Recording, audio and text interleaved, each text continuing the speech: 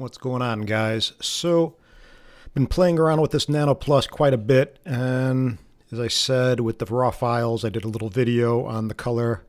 Because of the profile, it's kind of coming out kind of weird, but regardless, that's that. But I figured I'd walk you through. I shot sunset tonight, and I just put them into a folder, so they're right here. I figure I might as well walk you through what I would do for shooting sunset, and I can show you how I can composite them and kind of work a little bit of magic. So let's see.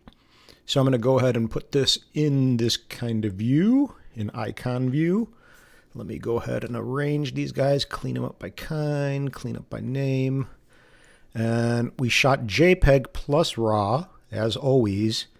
And as you see, this was just a kind of simple little scene, but I shot two different images for the scene. So we got the really nice sunset, and again, this is really the first time I've flown my Nano Plus for sunset photos, so we'll see how well they actually do. So let's try to get something going. The first thing that I'm going to do is look through essentially the file that I want to use. So do I want to use where the sun is going to be? Let me see. I actually shot a little video too. Oh, that was barely any movement. Let me see. That was no movement. So I'm trying to look at how the sun looks. And of course, this is manual exposure. You're really exposing more for the sky. I don't think it flies as smoothly as the Mini 2, but regardless, you can kind of get a little glimpse of how it shot sunset with video. But we're not going to focus on video. We're going to focus on still pictures and trying to get a sunset shot. So we most likely will want to work with a raw file to get the most out of it. But again, with these raw files kind of being funky, I don't know. We got to see. So this is going to be an experiment for me. I think this is, let's see where the sun is. So the sun looks pretty comparable the whole time, which is weird. There kind of is going down over there. Do we want to get it a little bit higher? Probably like this. So let's just rock this one. So this is 07. So here we shot one exposure, manual exposure. So of course we're not using any kind of auto mode. We're shooting in that pro mode in the Sky app. So we're going to shoot manual, ISO 100. We can't do anything with the aperture, so I'm just going to basically expose. There's no histogram, which is kind of lame. I'm sure they'll implement that in the Sky app soon. So Autel, if you're listening, get a histogram going. That's pretty lame. But we're going to take this guy, and what I do is capture one shot. I did a bunch of different shots because it's a drone and it moves, and I just wanted to make sure I covered my bases. But shoot a shot for the sky, and then shoot an exposure for just the ground. So let's just take these two. Whoop, what the heck happened to that? Hold on a second. So this is 07. Let me clean that up again by name. There we go. So I'm going to open both of these guys up into Photoshop. It's going to populate it in Camera Raw. And as you see, first off, this raw file looks like doo-doo because of this weird little profile. I don't know what it is. I don't know what it is. But essentially what we need to do is go to Color Mixer, and I'm just going to change the hue and get it to where it needs to be. And you see that's basically it. A pretty simple fix. Don't freak out. I kind of freaked out a little bit, honestly, and I'm sure there's others out there. So that's why I'm kind of pushing these videos out so people are aware of what to do and the workaround. So I'm going to maybe, let me see if I dehaze a little bit. Yeah. I don't know what the sky is doing. Let me see if the sky is kind of falling apart. Yeah, it is. You see it starts to get noisy when I hit the dehaze too much. So we're going to, it's ISO 109, which is weird. 6.7, f1.9, 3200, 13200, so really fast shutter speed. I'll go ahead and bump up the saturation a little bit, and that's that. So this is basically this exposure for the raw file for the sky. Now we got this guy, and now I'm going to add a little bit of saturation, probably add a little bit of warmth to kind of make this wood a little bit nicer and richer. No, what else? And really that's about it. So I'm just going to open these two objects, or two images. Remember, I work in smart objects all the time. Now we have two different files, right? We have this one for the foreground, or whatever you want to say, the main part of the image, the ground, and then we have the sky. So what I'm going to do, I'm on a Mac, I'm going to hit the V key, which will be the shortcut for my move tool, and I'm going to hold the shift key down. So I'm going to hit Command J to duplicate the layer, and then I'm going to drag this layer because I couldn't do it because the foreground, or the background I mean, is locked. So I'm using the move tool, and I'm going to hold the shift key down, and that's going to make sure everything stays exactly where it needs to be. And now I'm still holding the shift key down, and I'm going to bring it over here and drop it. It's kind of a little weird secret handshake. You just got to know how to do it. But essentially holding the shift key down when you're using your move tool will make sure they align perfectly. But again, it's a drone. It's not on a tripod. So we got to take a peek at this. So what I'm going to do is go ahead and zoom in a little bit, and I'm going to lower the opacity of the image, and you can start to see things are not aligned. So all I can do, I'm using the move tool, and I'm going to go ahead and just kind of align those guys. And I could use my arrow keys and just kind of fine tune. And that looks pretty good for now. Then I'm going to go ahead and toggle my opacity to 100%. I'm going to get Command 0 to fit the screen. And let me see what we're doing. And now we got this, so we have a little overlap. So I'm going to go ahead and get F is going to toggle my full screen mode. I'm going to hit the C key. I'm going to go ratio, original ratio. And then I'm going to go ahead and just crop out that part that we kind of had to eliminate because of everything not aligning perfectly. So now we have 2 layers. We have one beautiful sky, not this grossness, and we have one foreground. So all I need to do now is essentially make a layer mask. I could do either one too. I can have this on top or bottom. All I'm going to do though now is I'm going to hit the Option key, and I'm holding that down while I'm hitting the layer mask icon, and that's going to do this conceal all. Essentially, it's just going to fill the layer mask icon with black. So now all I have to do is paint with my paintbrush with the opposite color. As you see, I'm going to hit X, which will toggle the foreground and background. So now it's white. I'm going to hit B, which is the brush tool keyboard shortcut. I'm going to make sure my opacity is at 100, and all I'm going to do is paint in like that.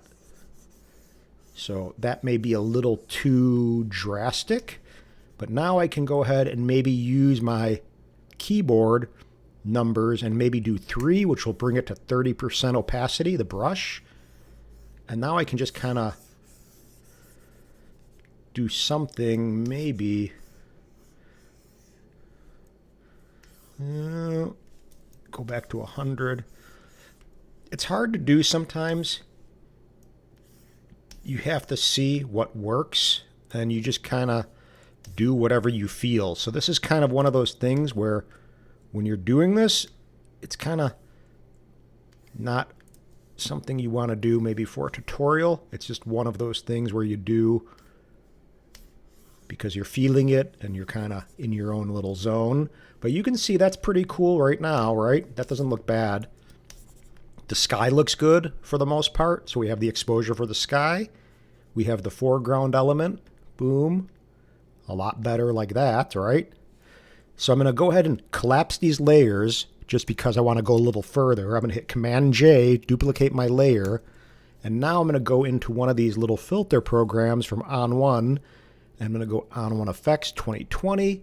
And it's going to open up. And I'm going to go ahead and kind of blend these 2 layers now that they're a composite and try to do something that just takes it to another level. So Command 0 again. Yep, there we go. That's fine. So that looks pretty cool, right? Just like that. And what I can do possibly is warm it up a little bit. And this is all practice. It's kind of like your eye needs to get trained for this stuff, in my opinion. And everyone's going to look at things differently, and that may be way too much for some. But the way I look at it is, if you're wanting to sell a print to someone, do you want to look at something like this? Or do you want to look at something like that. I mean, that looks like doo-doo balls, right? So the sky looks horrible, and I'm going to hit Command Z to toggle that. Boom. So look at this. Before, after. Whoop, let me get rid of these menus. Hold on a second. So after, before, after. This is a polished image, right? I mean, I don't really like all the tracks on the ground and stuff, personally. But what can I do? It's a sledding hill. I mean, I can retouch some of that, but it's kind of pointless. It's part of the deal, but it is a little distracting to me. So much of this, but that's what it is. So this is a pretty cool image for a quick little shot. And again, this is, for me, a test of the Nano Plus, knowing that it's kind of capable. A teeny bit grainy over here, but I can go ahead and address that if I want. I'm going to hit Command J again to isolate the layer. I'm going to go into Camera Raw Filter right over here. I know I'm doing a lot because I kind of am quick with this, but I'm going to go into Detail, and now I can zoom in to the sky right over here, the little grainy part, and I can go to, let me see color noise. Usually it's not color, it's luminosity. So I'm going to go ahead and do a little noise reduction, and you see before, after. Before, noise, kind of grain, after. So I'm going to leave that. And now all I'm going to do, I can keep the whole thing like this, but when you go ahead and add noise, or when you go ahead and reduce noise, I should say, I'm sorry, you're basically taking away the sharpness of an image. So sharpening, or noise, I should say, is sharpening. So what I'm going to do is go ahead and do another Conceal All Layer Mask, and then just paint in that effect with a white paintbrush. So I'm going to go ahead and toggle right over here with the X key to white, and go to B for the brush tool. Make sure my opacity is at 100 by hitting the 0 key. And you see how I'm going to zoom in a little bit. So see right here, I'm not going to keep this, I'm just showing you. Boom, that's essentially the denoise effect with this mask. So painting away the noise, and you don't really care about detail in your sky. Your skies should look really nice and kind of buttery and clean and noise free. So that's the way I see it, at least. So let me zoom in a little bit again. And now that's that. Let me go ahead and try again with, so that's, it doesn't look that bad actually over here with a little bit of grain. So I'm going to stop there. So that's it, a little tutorial. I'm hoping this helps you guys. The Nano Plus looks pretty good, I have to admit. So basically look at this.